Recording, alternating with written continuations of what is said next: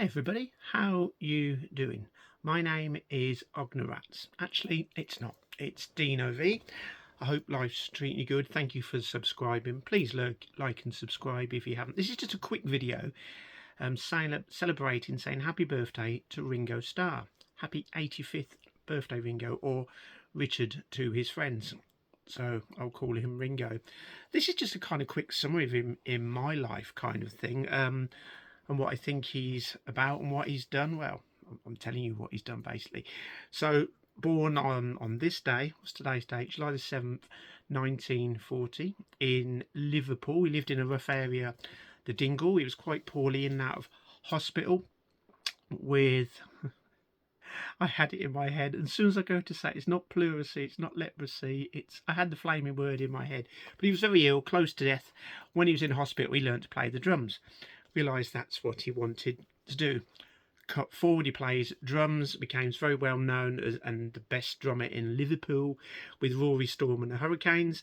They get very big in Liverpool, tipped for big things. Unfortunately, it didn't happen.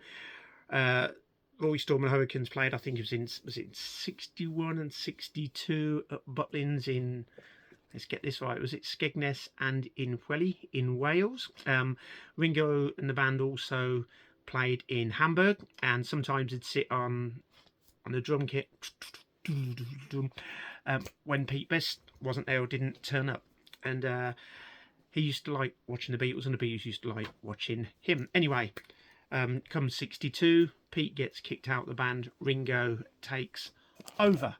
Upset a lot of fans, but he was in, and I think there's a couple of reasons he was in it. Really, one, he was a better technical drummer. I'm not a drummer expert. These are my views and opinions and thoughts of what I've found out and seen over the years. So Ringo was a better technical drummer, and also he was more like the other three, George, let's get the names right, Paul and John. He had more sense of humour, he was more outgoing, whereas Pete was, I'd say maybe Pete was is the word more professional, more laid back, and the other three were a bit, whatever that means, a bit crazy, and Ringo was like that. So he was the final bit of glue in the gel of the Beatles, the four edges of the corners. Paul says that always became a circle.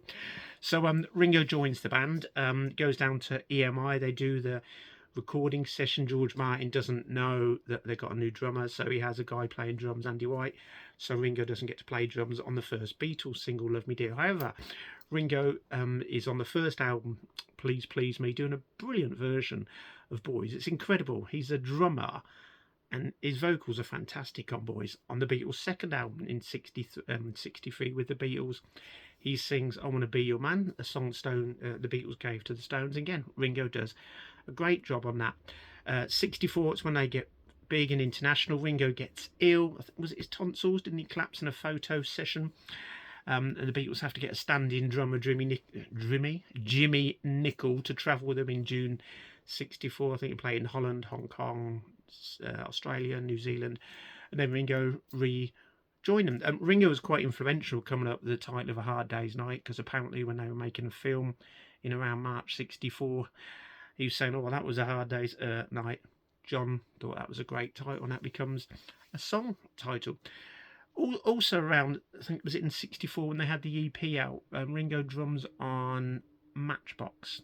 Don't like Matchbox, don't like anything, don't like the lyrics, don't like the song, don't like the vocals. Again, it's my opinion, I think Matchbox is dreadful. So I don't like that much. 64, on A Hard Day's Night, it's the first time Ringo doesn't get to have a song on an album. At Beatles for Sale, he gets to sing the Carl Perkins classic, How Come You Say You Will When You're Honey Don't, which when I did it on the BBC sessions, it was actually John singing it, but for the album they go Ringo. That in 65, I just want to say on A Hard Day's Night as well, Ringo is the star of that. Sounds corny, doesn't it?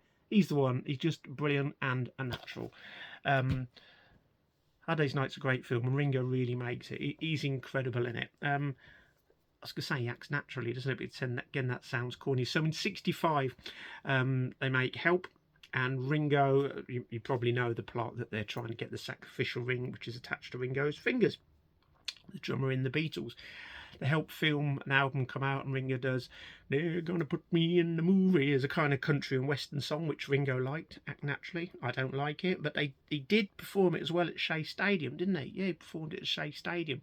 And when you see some of the concert footage of Ringo singing, whether it be "I Want to Be Your Man, Boys," whatever it is, don't forget, obviously he is a drummer, or you won't forget. But when you see him drum, is it like on Long Tall Sally, and there's another track, is it "Oh, Thank You Girl"? Listen to the end of "Thank You Girl." Some of his drumming is incredible. He's left-handed, and didn't he play it with a right-handed drum kit setup or whatever? Maybe that's what gave him his unique sound. So on Rubber Soul, at the end of '65, Ringo, sorry, I've done '64, I'm going backwards, aren't I? Beatles for Sale, Honey Don't, Help, Act Naturally, '65, What Goes On, crappy song, but Ringo gets a credit on that. Ringo married his love Maureen in 1965. In '66, Ringo influenced them again with "Tomorrow Never Knows," and I believe that was a line that Ringo said. '67, Sergeant Pepper comes along. Ringo's had a few children along the way, and they've all moved from Liverpool, and Ringo's living in Surrey. And you seen the pictures in Beatles Monthly? He has a nice little bar made, and he's brought his old-fashioned guns and everything, made a nice little bar. What else? So yeah, so Ringo had a few children. '67, Ringo's Piece de Resistance, probably, with a little help from my friends, which is incredible. '68, they all head off to India. Ringo comes back early. He didn't like the weather much and the food, and they took tins of beans. It's funny, on British TV, there's an advert of a man that forgets to take his beans on holiday. It makes me think of Ringo. So that's '68. During '68, when they come back to India, they do the White Album. Ringo's got a track in it called "Don't Pass Me By," and he also sings a song called "Good Night" to close the album. But Ringo did get fed up during the album. It's well documented that he didn't feel loved, didn't feel appreciated, got fed up, felt the other three were getting on, so he was the first one to quit the band. '69 comes along. You see the Let It Be, Get Back sessions. Ringo's writing a song called "Octopus's Garden," and on Abbey Road, Ringo, does he get to sing a song? Yes, he gets his "Octopus's Garden," doesn't he? Lovely track. Then Let It Be comes out in 1970. Ringo's not singing on the album. In fact, Ringo looks really bored in the sessions. He's like falling asleep with the back on his drums, isn't he? But so that's the end of the Beatles. But what does Ringo do? Well, he does some incredible work. He plays on George's "All Things Must Pass." He also plays on the Plastic Ono. This is the Yoko one. This is the Yoko Ono Plastic Ono band. Listen to this. It's unbelievable. Is it Ringo, John, Klaus, and Yoko? Absolutely stunning, his drums. And the same on the John Lennon Plastic Ono band. Absolutely incredible stuff. Ringo releases 2 solo albums, not with great success really. He has "Sentimental Journey" and "Beaucoup de Blues." Sentimental Journey here got to number 7 in the United Kingdom, and that's the Empress Pub up in England, Liverpool. When you go on the Beatles tour and the Cavern City tours, Plug Magical Mystery Tour, you go past it. It's all been painted on the side.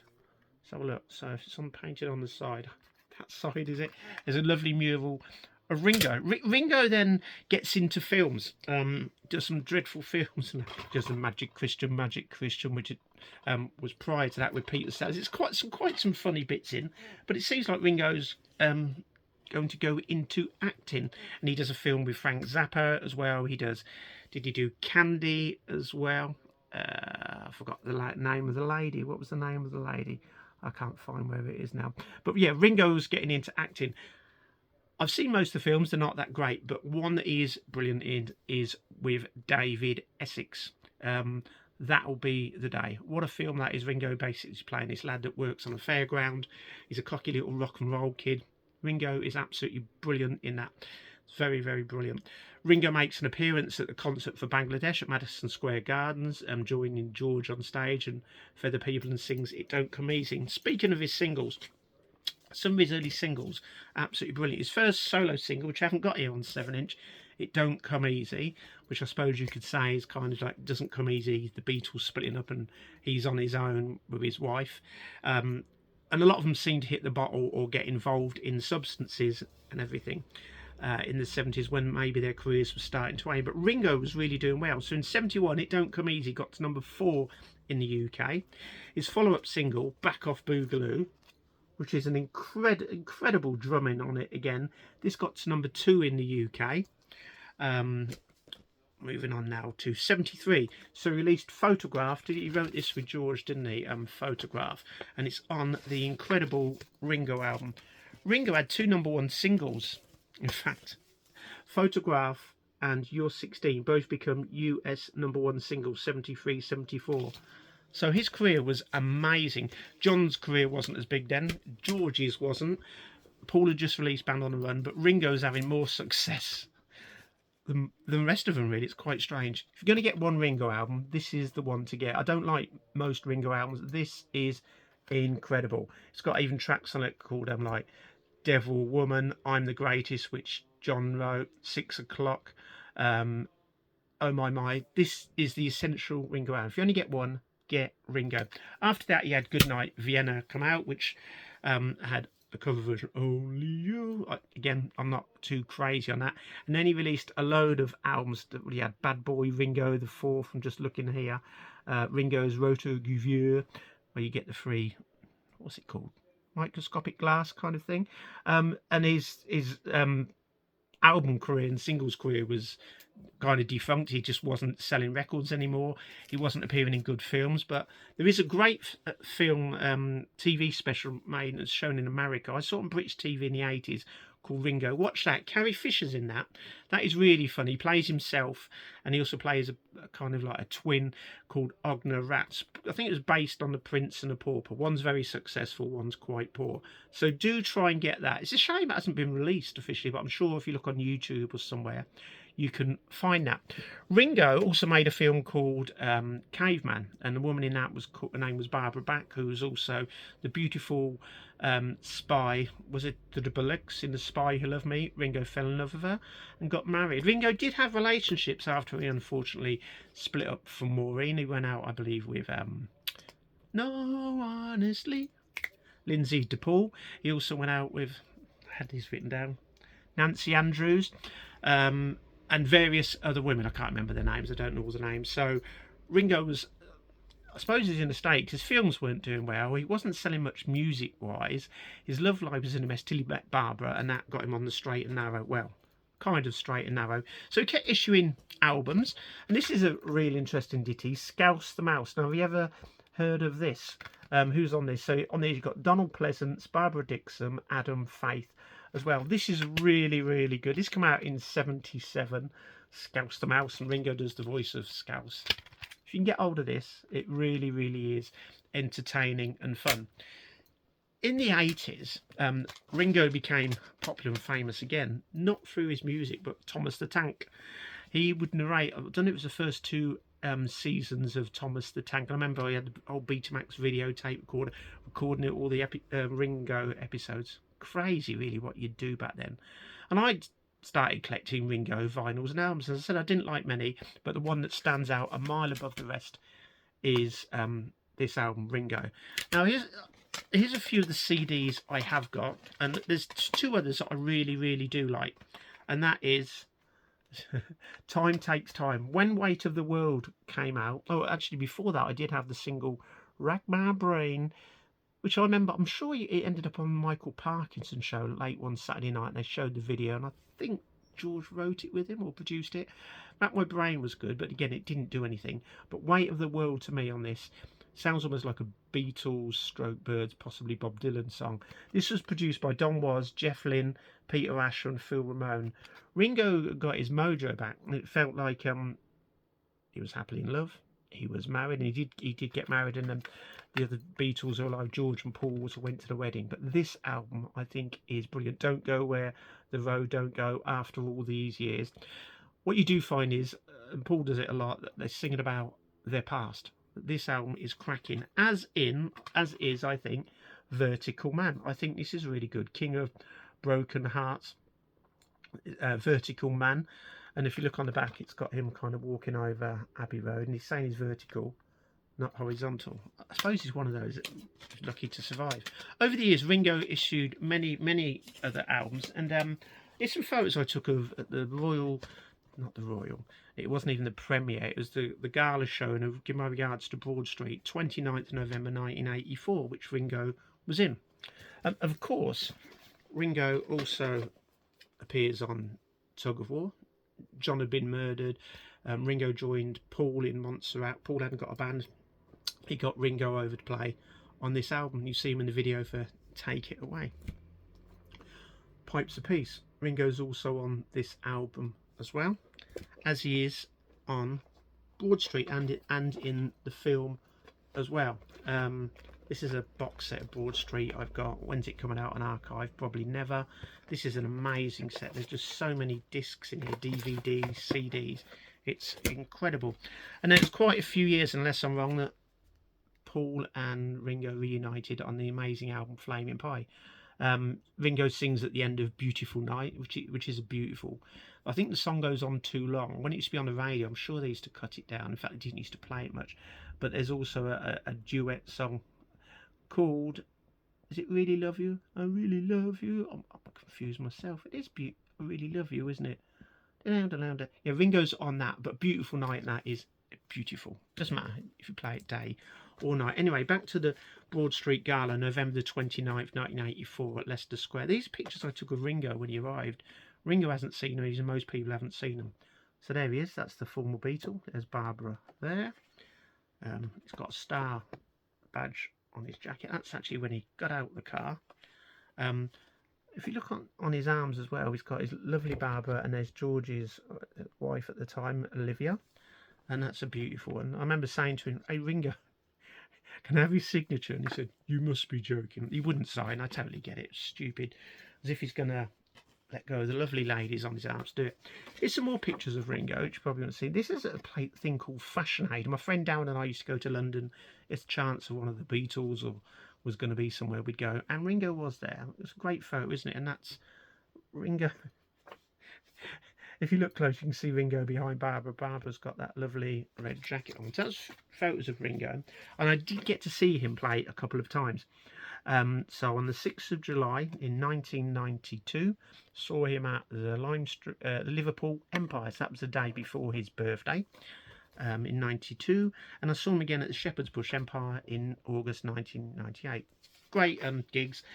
What Ringo had done as well was very clever. He'd got a lot of musician friends to join him and do tours. The Ringo Starr All-Star Ringo Band. Was it Ringo All-Star Band? Anyway, there's been various formations of them. And so, for example, if someone has that of Procol Harum, they do that song. Peter Frampton would do his track, or Howard Jones. So he'd get a lot of other musicians join his band. He'd do his stuff, and then they'd be singing and performing their songs as well. And it was great. My complaint and moan is always about he never pigging bothers play the UK. It does pee me off. My friend had to fly to America from the UK to see him.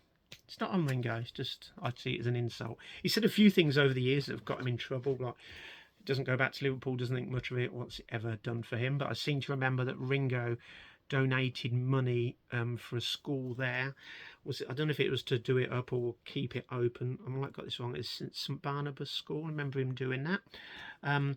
Another great show that Ringo did. I can't remember what year this was done. If you haven't seen this, you need to watch this.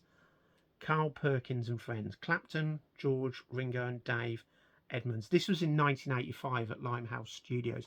Basically, they're playing a lot of old rock and roll stuff, and it's a stunning, great show, playing tribute to the brilliant Carl Perkins. Here's a few more albums that I've got of Ringo's. I don't know much about what's on them really. Ringo Postcards from Heaven, Postcards from Paradise. The album, yeah. I think that's the track where Ringo's. You mentioned so many Beatles songs and references in it.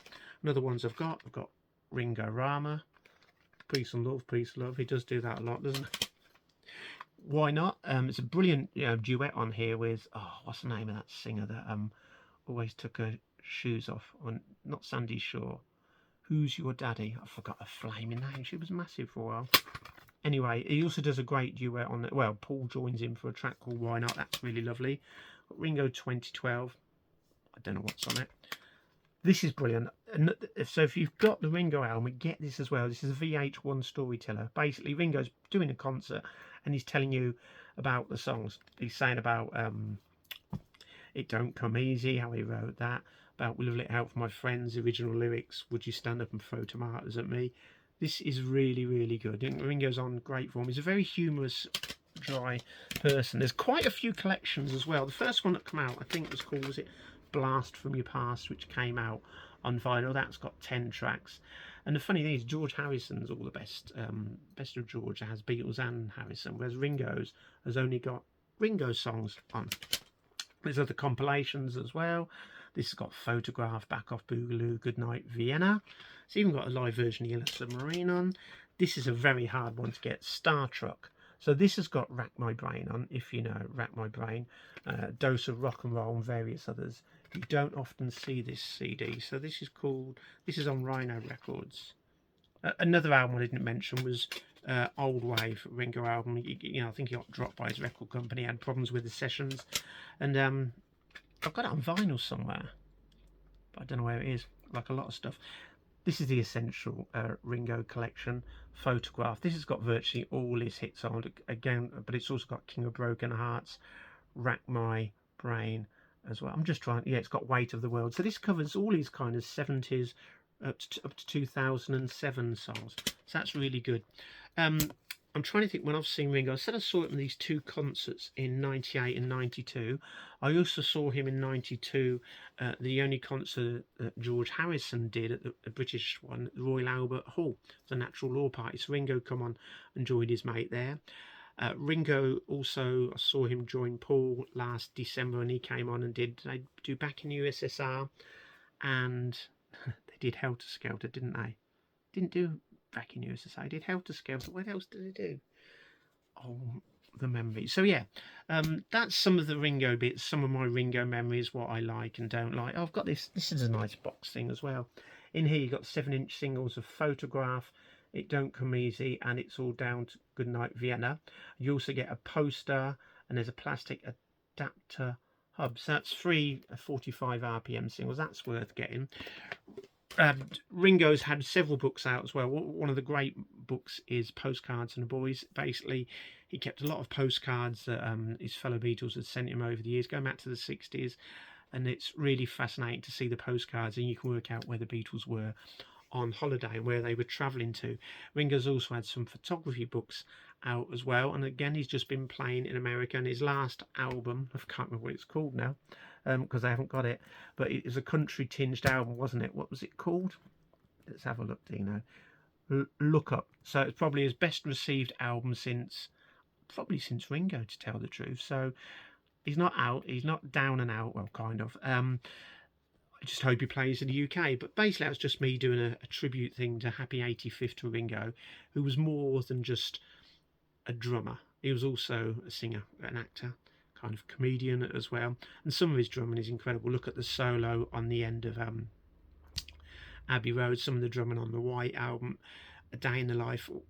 It's just incredible. Strawberry Fields, his drumming and intricate sounds. And there's various drummers that have said Ringo just does the bits that are needed. He doesn't put too much in. He's not the greatest drummer. Don't even go on about that quote that Jasper Carrott did. Yeah, so anyway, happy 85th birthday, Ringo. I should have been at Abbey Road today with Richard Porter and everyone walking across it, but alas, I was busy and couldn't make it. Top man, and I'm going to play this actually today. I'm going to play this because there's a lot of great tracks on this album. So Richard Starkey, to his friends that is, happy birthday Ringo, happy 85th, and I hope more than anything else you come and do UK concerts. You got fans here, you have. I actually refused to buy his last album. I thought, I'm not buying his stuff till he comes to the UK. So come on, give us a piece of love and get a ticket over to the UK, do some shows, because you've got a lot of fans here. This is Dino V saying goodbye. Thanks for watching. Please subscribe. I've got various Facebook groups as well, mainly on Paul McCartney. But take care. Thanks for watching, and buon compleanno, Richard Starkey da Liverpool.